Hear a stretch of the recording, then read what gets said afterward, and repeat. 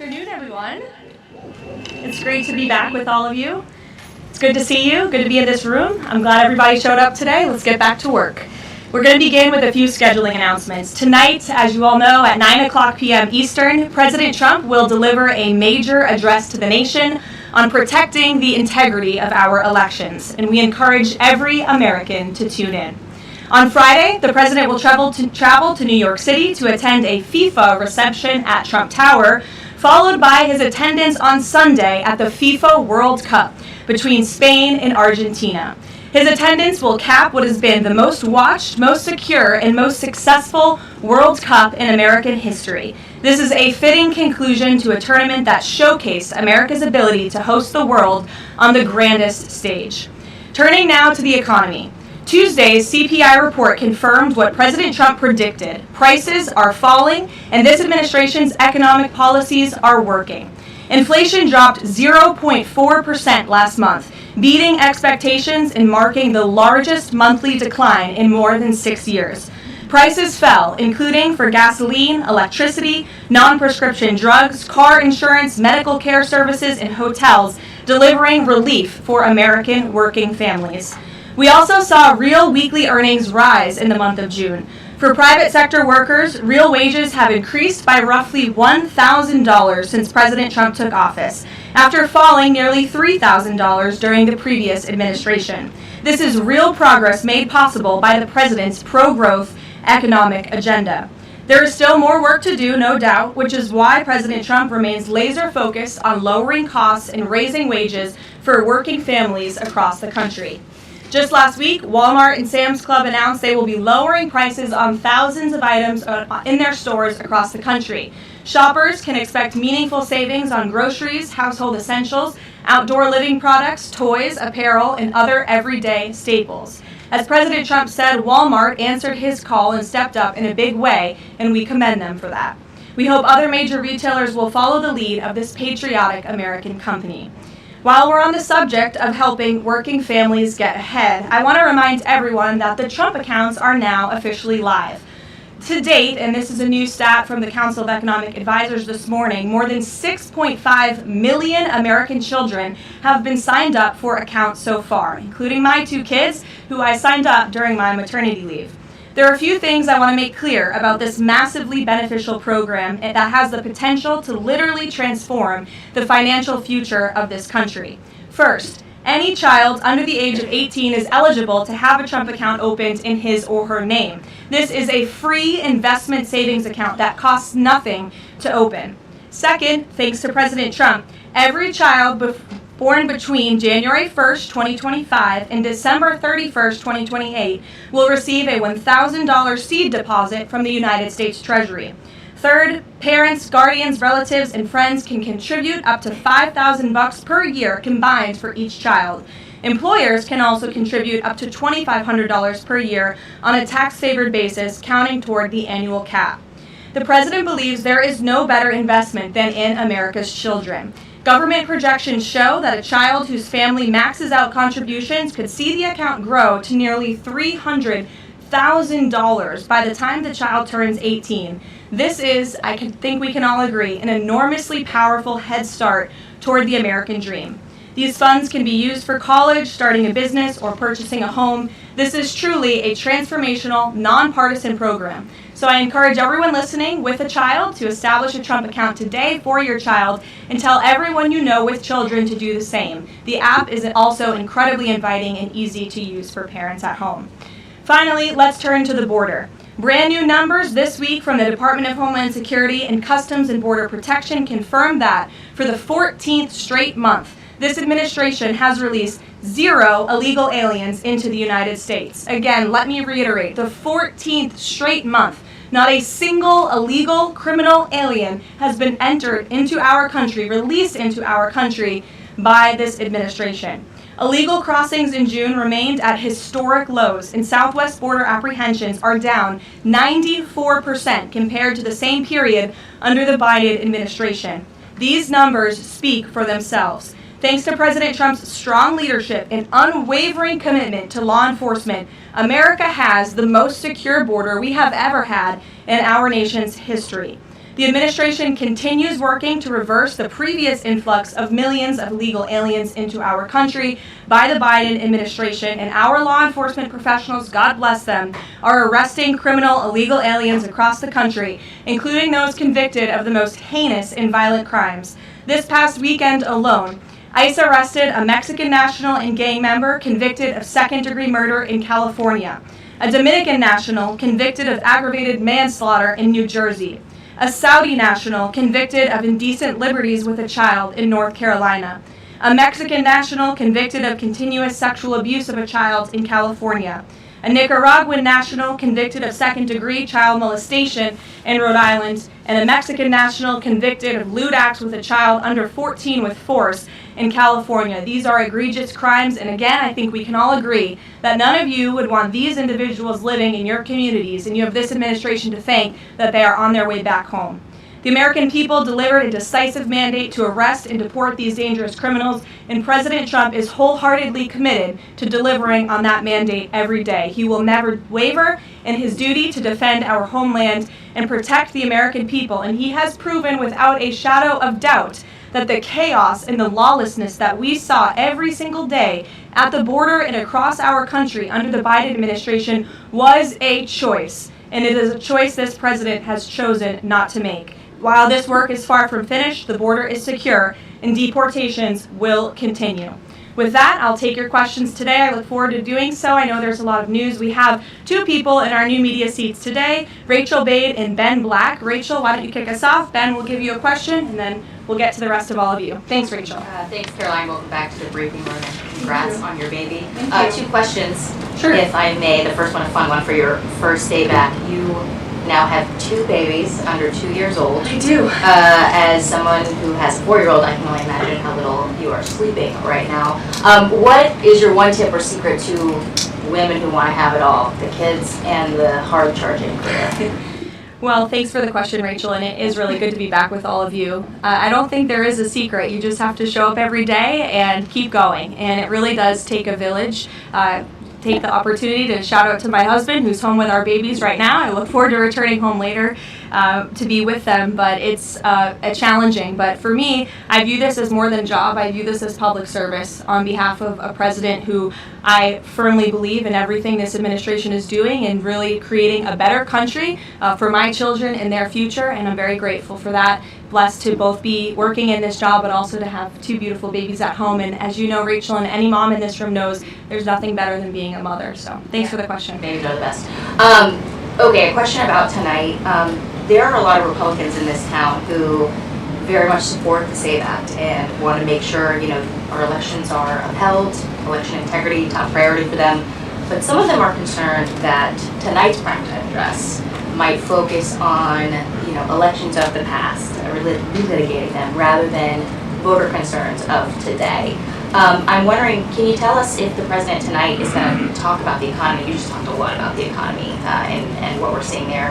And what does the White House say to Republicans who are worried that election issues like this could actually turn off swing voters? Well, a few things. I would encourage everyone to tune in tonight. I've seen a lot of reporting and frankly misreporting about what the president will say. I think the American people will be relieved to hear what they are hearing from the President of the United States and his commitment to transparency and the focus on the integrity of our elections tonight. I think all Republicans and Democrats should recognize this should be a nonpartisan issue. If we don't have safe and secure elections in our country, we cannot have a country. It is a vital part of our democracy, of our constitutional republic. The president will be speaking about that tonight. And in addition, at the very same time, of course, he is working on all of these economic issues that the American people have at home. I just read to you the latest inflation numbers are looking good, the best report in 6 years. The president, Republicans and Democrats and all Americans have this president to thank for the largest tax cuts in American history, which every Democrat on Capitol Hill voted against.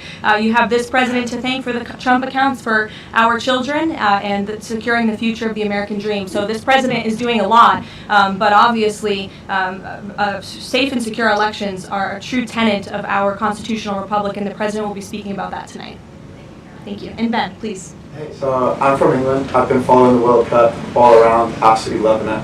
Unfortunately, we got knocked out last night, so I'd love to ask a Sorry for favour. the loss. Tough day for you today. Yeah, it's so good though. But I want to know, so all these football fans coming to America, absolutely having a great time. I've had an amazing time. What do you want these football fans to take away from their time in America? Sure. Well, I'm so glad you enjoyed your experience here in our country, and sorry for the loss. We look forward to the final match on Sunday, and I know the president looks forward to attending, but I think the world saw that this president and this country is able to put on the greatest show in sports in the world. And we are a kind people, we are hardworking people, and we have the best country on the planet. And I know I've loved seeing the videos from foreigners from around the world who have traveled to the United States, and I've been quite surprised about how lovely and enjoyable the United States is. I don't think we get enough credit from the international media around the world, but we encourage everyone to come and experience America for themselves. So thanks for being here. Absolutely. And safe travels home. You're welcome. Caroline. Garrett, Caroline, welcome back. good to see you. Likewise. To the degree that this speech tonight is about elections past, not elections upcoming, the 2020 election has had dozens of recounts, lawsuits, audits. 2024 election widely believed to be safe and secure. There's not really any question about that. A lot of people look at Because it was this. too big to rig. Well, I think a lot of people look at this There's a and massive wonder. amount of votes for this president. That's why he's in the Oval Office right now. No one disputes that. And there were a significant amount of votes for Joe Biden, who won in 2020. I think the question is, why is the president unable to let this go? Well, first of all, Garrett, I think part of the problem is that the media has refused to acknowledge that tens of millions of Americans across the country share the concerns of this president about the sanctity of our elections. And your premise of your question, you're jumping ahead to a conclusion in this speech before even hearing it yourself. I think that everyone should tune in tonight, including the people in this room, and you should report on the president's speech and the findings that he is going to reveal in this speech with a little bit of honesty and a little bit of integrity, because it will shock you if you have an honest eye listening to the president tonight, and everything he is saying will be backed by facts and by evidence that will be provided this evening. And again, Garrett, I think all Americans, Democrat, Republican, should agree that we are the greatest country in the history of the world. We should have the safest and most secure elections in the history of the world. And what the president will be speaking about tonight will show you that perhaps that is not the case, and we need to make some adjustments moving forward, including the Save America Act, as Rachel pointed out, is a key legislative priority for this president on Capitol Hill, and he wants to see all senators and members of Congress voting in favor of the Save America Act, because it's crucially important as we move forward. Aisha. Hi, Caroline. Welcome back. And Thank you. I'm assuming the pink is for your baby girl. You know, I didn't think that, but I guess it is now. Thank you. We've talked a little bit about what the president might say tonight, but the other question is, who is running the teleprompter tonight after this report that the other guy is now under investigation for making money off of reading the president's speech? Obviously, I'm aware of the report. The president is too. I spoke with him about it. He believes it's deeply unfortunate and frankly a disgrace. And the individual that was cited in that report is complying with the CFTC but has been put on paid administrative leave. So there will be a teleprompter operator tonight, of course, but it will not be the one, unfortunately, in that story. One more on Iran.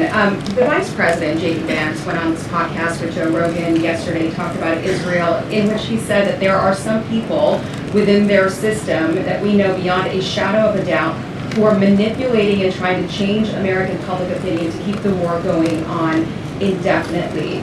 Does the president agree with that statement? I think the president would certainly agree that, yes, foreign countries certainly do try to persuade American public opinion. There's no doubt about that. I think it's just a basic fact. Ed. Good to see you, Caroline. Following up on the teleprompter and then one on tonight's speech, what steps is the White House taking to ensure something like that doesn't happen again? Well, the White House has extremely strict ethical guidelines with respect to issues like this, and as I just told you, this individual will no longer be here. He'll be on paid administrative leave. I'm sorry, without pay. The administrative leave is unpaid, to be very clear. That was a decision by the president, so I think that speaks for itself. On the concerns about the election, will the president accept the results of November's elections? Look, Ed, you should tune into the president's speech tonight before you jump ahead to conclusions about what's actually in the speech. Again, I've seen a lot of reporting and misreporting about what the president will say.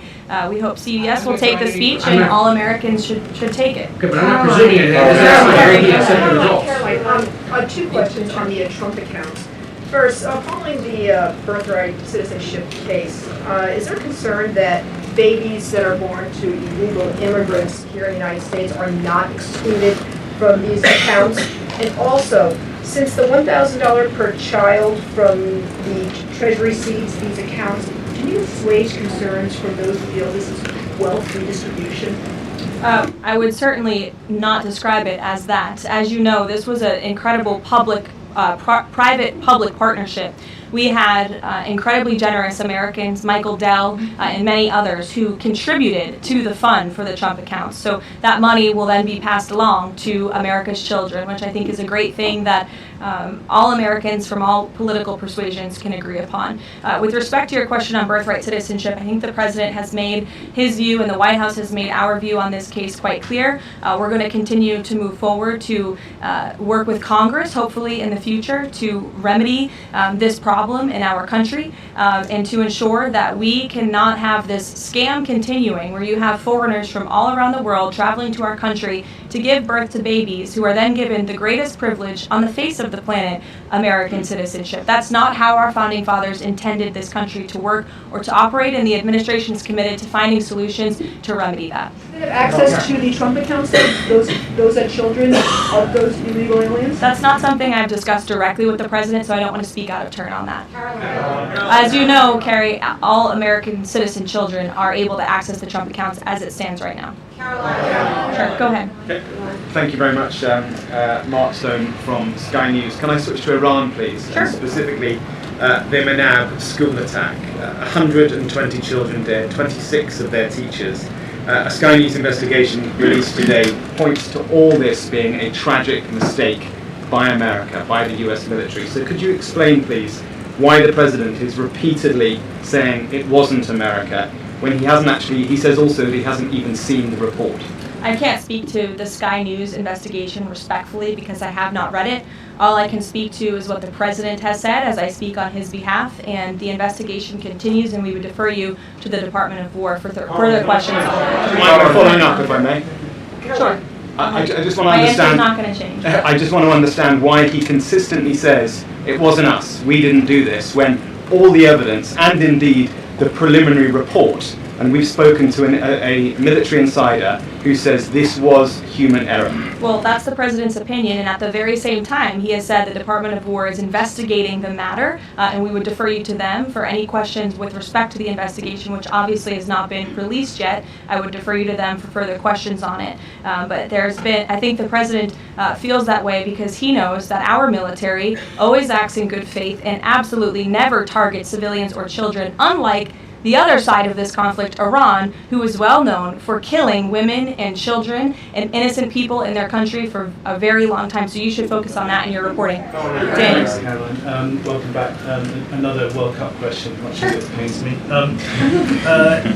President Trump had some harsh words for Spain at the NATO summit last week about their spending. Does that mean he's going to be supporting Argentina Sunday? Danny, it is a really good question, and I'm disappointed in myself for not asking the President before I came out here, knowing you would probably ask. I haven't talked to him about it, but we'll get you an answer on that. You're welcome to ask him yourself at some point before the game. I'm sure you'll see him, and I'm sure he'll have a fun answer for you on it.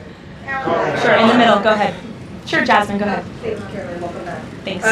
Back on the teleprompter issue, Notice reported earlier this year that Kalshi was inaccessible on the Wi-Fi that journalists here at the White House have access to. Are staffers back in the West Wing and other parts of the EOB, et cetera, do they have access to Kalshi and Polymarket on their Wi-Fi? On our work computers? Yeah. Honestly, I've never tried, so I don't know. But I'm happy to go try and get you an answer on that. In the back, Reagan. Sure. I just wonder, Jasmine, go ahead, and then Reagan.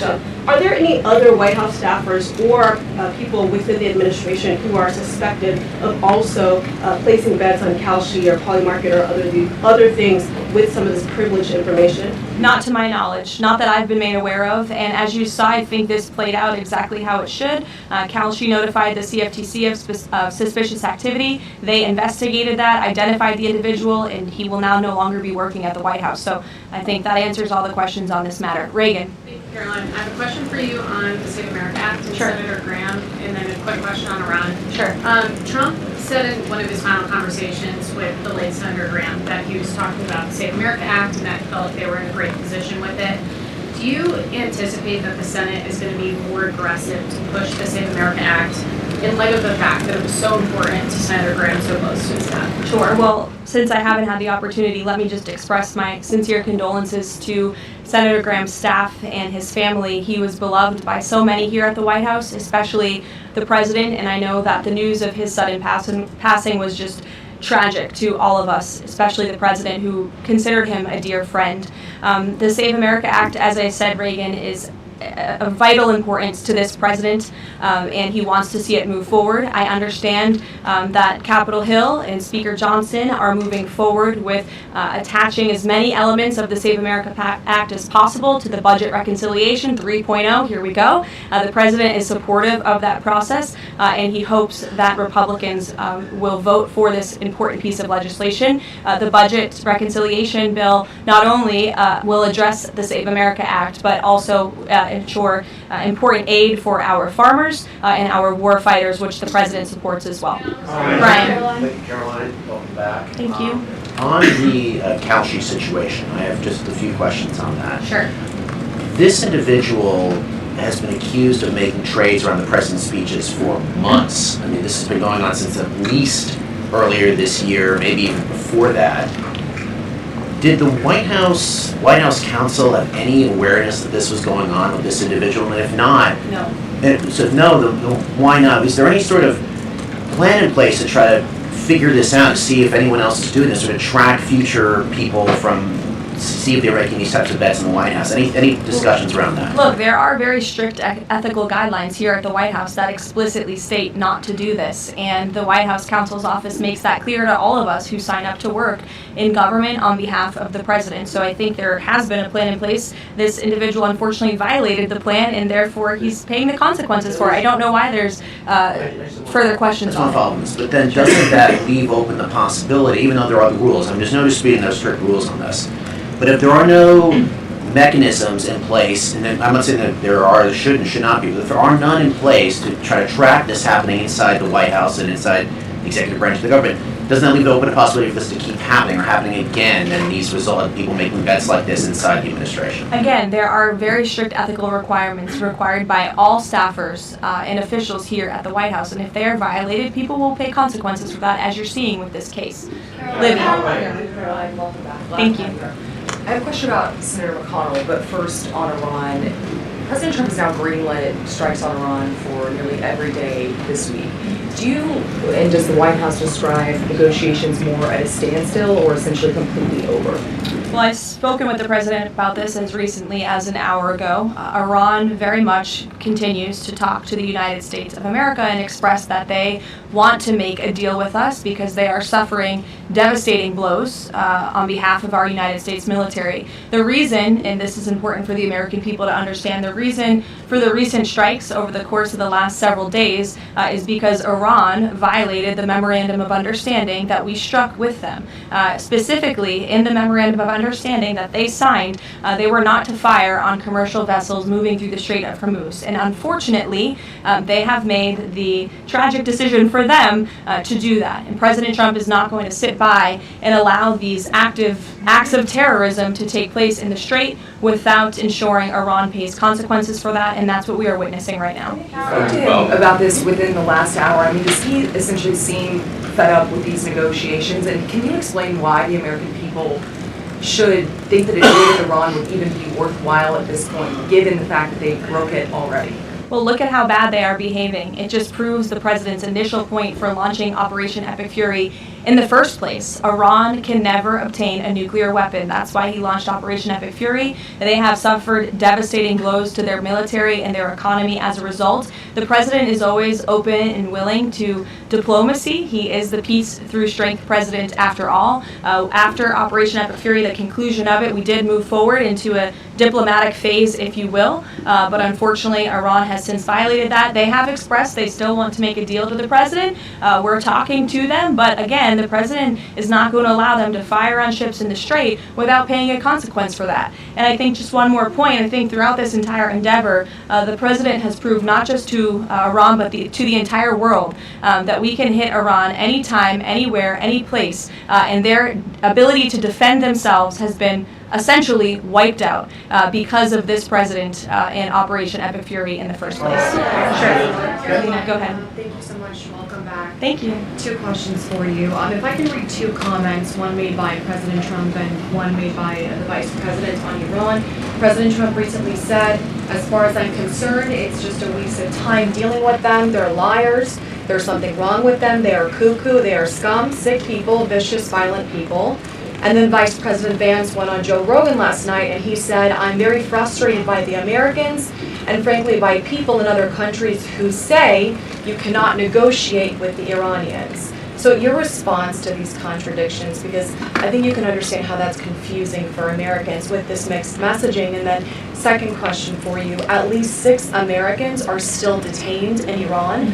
Will President Trump make this conditional, a point of condition in continuing these conversations with the country as well as political prisoners and also people that are still being executed in Iran to this day? Sure. To your second question, I'll never create a red line or a condition on behalf of the president without his blessing. I haven't heard him say that, but obviously ensuring the return of Americans wrongfully detained or held hostage all over this world remains a priority for him, and he has done so in a tremendous way over the course of the last year and a half. Americans from all over the world have returned home thanks to this president and the efforts of his national security team. To your first question about the comments between the president and the vice president, respectfully, I do think you're taking comments from different times throughout this conflict and kind of asking me if these are contradictory of each other. I can tell you the president and vice president are on the exact same page about where we are right now in this conflict. And the fact that you do see elements of what's remaining in the Iranian regime that are more willing to make a deal and then other elements who are not so maybe willing to make a deal shows that Operation Epic Fury was incredibly effective because we neutered their ability to communicate with one another, and they are a fragmented system. They are not the once very strong, powerful terrorist state that they were before this operation, which was one of the ultimate goals. So we'll continue to work through the process, and as I said, the president will hold them accountable when they turn their back on the words that they state to the United States, but he is always open to diplomacy at the very same time. Thank you, Caroline. Sure. Regarding the president's speech tonight, he's been in office over 540 days now. If what he says is tonight is backed up by evidence, why hasn't anyone been charged? Well, he hasn't revealed it yet. He hasn't declassified the documents yet, and you will see what he says tonight, and then we'll move forward appropriately from there. Tonight from the Justice Department? I don't speak on behalf of the Justice Department, Caitlin, you know that. Rachel. By evidence, will there be charges? You'll have to ask the Justice Department. I don't charge people. I just speak on behalf of the president. Rachel. Thanks, Caroline. Welcome back. Just a point of clarification really quick. On the staffer who is accused of profiting off of the president's speeches, you said he'll no longer be working here. Is he on administrative leave or is he going to be fired after it's over? He's on unpaid administrative leave right now. Okay. And just to follow up on the president's speech tonight, I mean, we've been talking to a lot of Republicans over on Capitol Hill. They have said that focusing on the economy is the right way to go ahead of the midterm elections. They believe that's what voters care most about. What does the president say to Republicans who think that focusing on the 2020 election, election integrity, all of these issues right now is not the right approach so close to the election? Again, you guys have not heard the speech yet, so I would digress with the criticism until you actually hear what the president is going to say and what he's going to say when he addresses the American public. I would also add again that the administration and especially this president are able to walk and chew gum at the same time and tackle a number of issues on a number of different subjects every single day. We see that president do that working around the clock on foreign policy, on domestic policy all of the time. You all report on it, you have to keep up with it, so I think you can agree with me on that point. And I would also add the president will continue to be traveling all around the country to talk about the economy. We were just in Pennsylvania a couple weeks ago touring a Mack truck facility, which has been greatly strengthened and enriched because of this president's economic policies over the last year and a half, and he loves doing that and he will continue to do so. Jennifer, go ahead. We have seen with the increased strikes, a decrease in commercial traffic through the Strait of Hormuz. What is the U.S. doing right now to facilitate flows through the Strait of Hormuz and preemptively address the risk that Houthis will actually choke off the Red Sea oil route and that prices will increase further before November? Sure. Well, two separate questions. First, let me address what's happening in the Strait right now. We know that there is a blockade of ships directed by the president for ships entering and departing Iranian ports only. This has been fully implemented and is in full force. This blockade was reimposed due to Iran's inability to honor their agreement with the United States of America. More than 10,000 U.S. sailors, Marines, and airmen, along with 2 aircraft carriers and more than 20 warships and dozens of aircraft, are executing the blockade mission as we speak. And during the first 24 hours of the blockade, U.S. CENTCOM has redirected 2 compliant commercial vessels and disabled 1 non-compliant vessel. So look, the Strait is open for ships that are not traveling to and from Iranian ports specifically, and the U.S. Navy is there to ensure that can take place. With respect to gas prices, as you know, the price of oil right now is approximately $80 a barrel, maybe a little less. Before I came out here, that's what it was at. Gas prices are down approximately 60 cents a gallon off the peak of this conflict, and the president was honest with the American people from the beginning. There may be temporary disruptions in the oil market, but what we haven't seen is what all of the naysayers said, that there would be massive increases in the price of oil that so many warned about. And that's in large part because of the president's domestic energy policies here at home to revamp our domestic production here, but also the administration has taken many swift actions to mitigate these temporary disruptions. As you know, we've released oil through our SPR, the Jones Act waiver, which has been incredibly effective, fuel environmental waivers. We also, President signed the Defense Production Act to restart California oil production. So all of these very swift and mighty actions on behalf of this administration have led to a rather stable oil market, and the president will continue to do all he can to ensure prices come down, stay stable for the American people and the American consumer until the end of this conflict. And ultimately, I think Americans should keep in mind why we're doing this in the first place, to ensure that Iran, a terror state, can never obtain a nuclear weapon. Dasha, go ahead. Caroline, nice to see you back. You too. 2 questions, one on tonight and one on immigration. It strikes me listening to the conversation in this room about Iran, given the questions that folks on both sides of the aisle have about strategy and endgame, given that the United States has intensified strikes on Iran, typically in a time of conflict, when the president gives an address to the nation, you would expect him to address this conflict. Number one, will he talk about Iran, and why is that not the major topic of his speech? Does he believe that the SAVE Act and the 2020 election integrity are more important right now? Well, no, it's not a matter of importance. It's just a matter of timing. The president will be making a very important announcement with respect to the integrity of our elections. However, it is also very possible at the top of the speech he will mention the current situation with Iran and also the economy as well. As you all know, President Trump is a man of his own word, and he sometimes is thinking about these things up until he walks out. But we have had conversations about him addressing a range of topics, and that could very well be possible tonight. Again, this is all more reason for all of you to carry the speech live and for the American people to tune in tonight so they can hear directly from the the president and draw their own conclusions. Caroline, go ahead. Immigration. Caroline, sorry, I just wanted to add the immigration question real quick. Sure, go ahead. Sorry.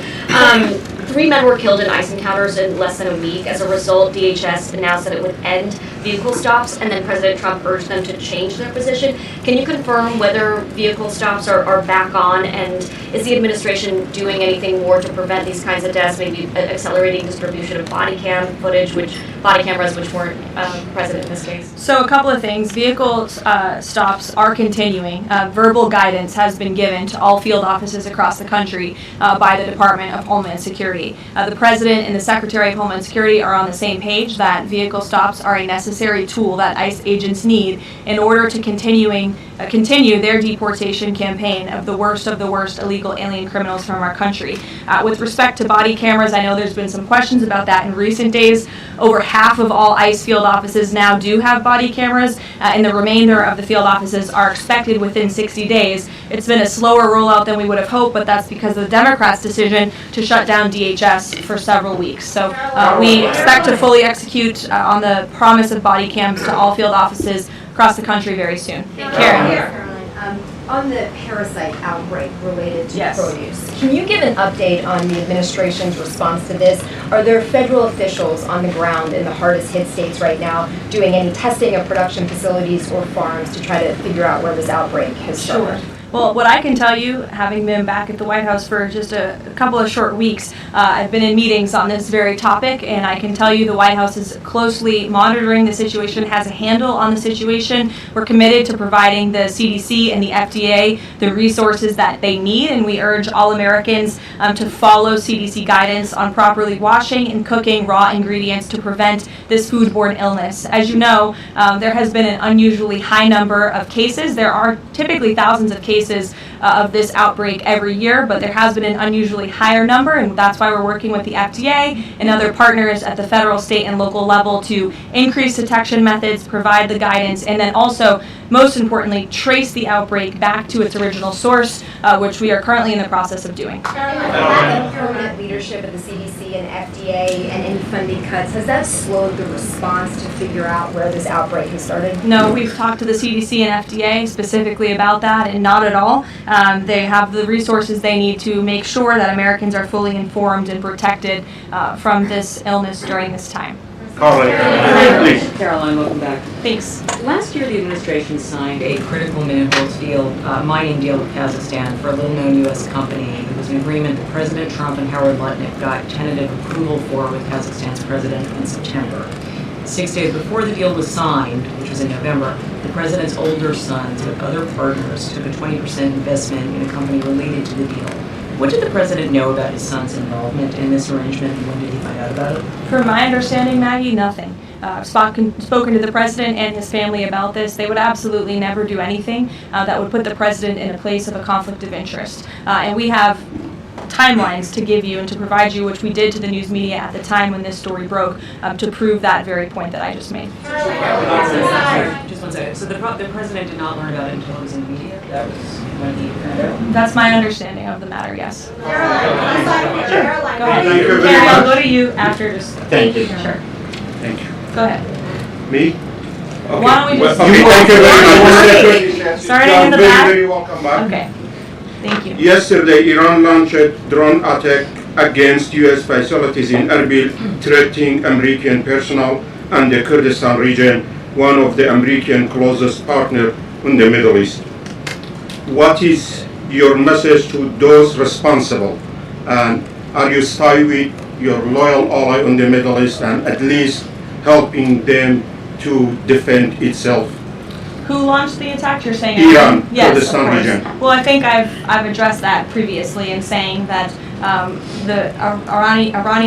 Iran has unfortunately shown to violate the word that they struck with the President of the United States. They're paying consequences for that in the strikes that the President has authorized in the recent days. Thanks, Karoline. You were with the President in Ankara for the NATO summit, and there Ukraine was one of I was not actually. Oh, you were not. Okay, yeah, but the issue of Ukraine was one of the most important topics there, and the situation is escalating between the two sides in these days, but there are still efforts. Can you give us more information about where we are and how the local power breakers, including Turkey, are involving in order to solve the problem? Sure, I'll check with the National Security Council and get back to you on that with more specific guidance. What I can tell you is I know the President greatly enjoyed his visit to Turkey and not just his participation in the NATO summit, where he applauded the United States for getting our NATO allies to step up and pay their fair share for our defense,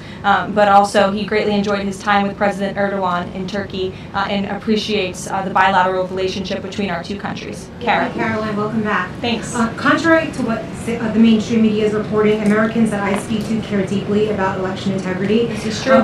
Why do you think the mainstream media is so fearful of tonight's speech and anything to do with election interference? And why are they attempting to discredit President Trump's speech before they even heard it? And lastly, what's your message to AOC, who is asking for President Trump, the mainstream media, to actually censor the sitting president's speech tonight? Yeah, I think that the mainstream media should air the president's speech and allow the American people to draw their own conclusions from it. Again, I think it's important that the American public hears directly from the President of the United States on a topic that, to your point, is very near and dear to the hearts of many Americans across the country, the integrity of our elections. This should be a nonpartisan, non-controversial issue, and I think you'll hear the President talk about that tonight. So we'll see you then. Thank you.